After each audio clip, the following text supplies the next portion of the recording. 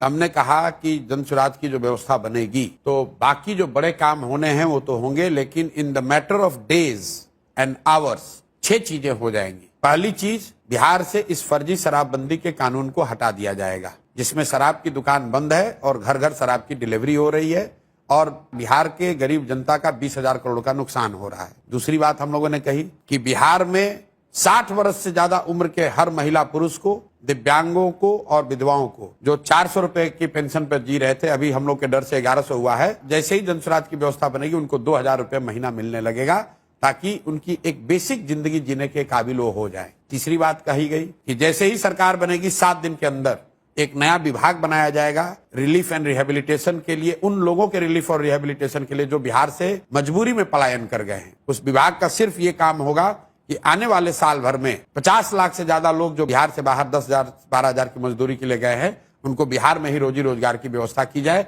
उनको बाहर न जाना पड़े। चौथा काम ये किया जाएगा, जिस गांव में भी सरकारी विद्यालय की हालत खराब है वहां गरीब लोगों को ये सुविधा दे दी जाएगी कि जब तक सरकारी विद्यालय आपका नहीं सुधरता है, आप अपने बच्चे को अपने इलाके के प्राइवेट स्कूल में भेजिए, उसका फीस सरकार भरेगी। पांचवा चीज ये किया जाएगा कि जो लोग भी खेती कर रहे हैं, जो लोग भी खाने वाली खेती से कमाने वाली खेती में मूव करेंगे, मतलब जो धान गेहूं ज्वार बाजरे की खेती को छोड़कर कैश क्रॉप की खेती में जाएंगे, उनको मनरेगा के तहत मजदूर मुफ्त कर दिए जाएंगे। और छठवीं और अंतिम बात, जितने भी लोग यहाँ पर रोजी रोजगार करना चाहते हैं, जो महिलाएं हैं, युवा हैं, उसको हम लोग भीख नहीं देना चाहते हैं। उसको ये कहते हैं कि आप कर्ज लीजिए,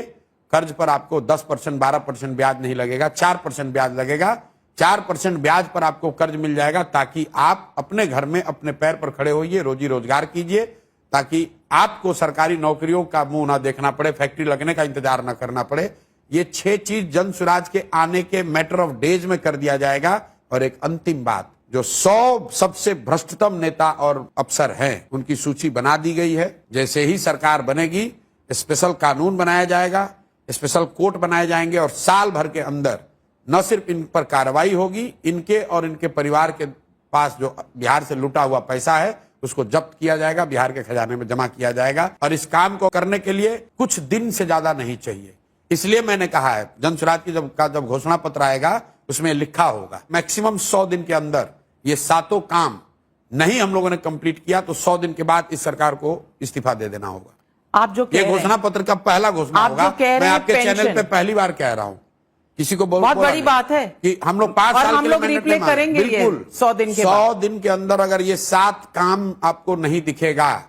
तो आप 5 साल मत इंतजार कीजिए, 2 साल इंतजार मत कीजिए, 100 दिन के अंदर इस सरकार को इस्तीफा दिलवा दीजिए।